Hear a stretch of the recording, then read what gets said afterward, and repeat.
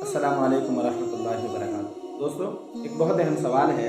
सवाल ये है, अगर किसी मुसाफिर ने रमज़ान के महीने के अंदर सफ़र किया, यानी वो रमज़ान के महीने में मुसाफिर था और इस सफ़र की वजह से वो रमज़ान के कई रोज़े नहीं रख सका और उसने बाद के अंदर उन रोज़ों के बदले में फ़िदिया दे दिया, तो क्या ये फ़िदिया देना उन रोज़ों की तरफ से काफ़ी होगा या काफ़ी नहीं होगा?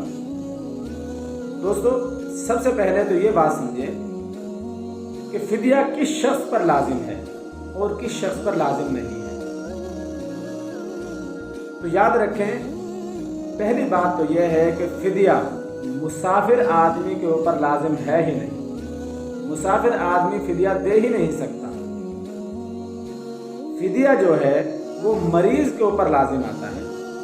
मरीज़ आदमी जिसके अंदर बाद के अंदर रमज़ान के रोज़ों की क़ज़ा करने की जिसमें कुदरत ना हो, जिसका मरज़ बहुत ज़्यादा ख़तरनाक हो और उम्मीद भी ना हो उसके सेहतयाब होने की, तो वो मरीज़ फ़िदिया दे सकता है।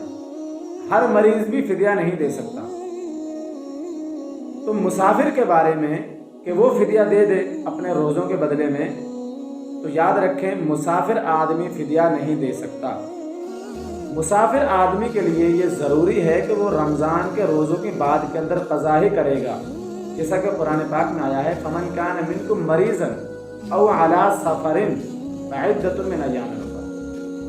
तुम में से कोई मरीज़ हो या कोई मुसाफिर हो तो बाद के अंदर उन रोज़ों की क़ज़ा करेगा, फ़िदिया नहीं दे सकता।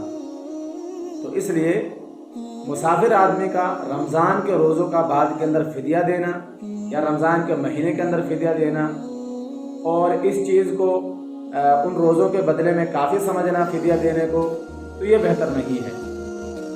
उस आदमी के लिए, उस मुसाफिर के लिए उन रोज़ों की बाद के अंदर क़ज़ा करना ये ज़रूरी है, ये लाजिम है। ऐसा शख्स, ऐसा मुसाफिर फ़िदिया नहीं दे सकता। अल्लाह रब्बुल इज़्ज़त ने बात करा।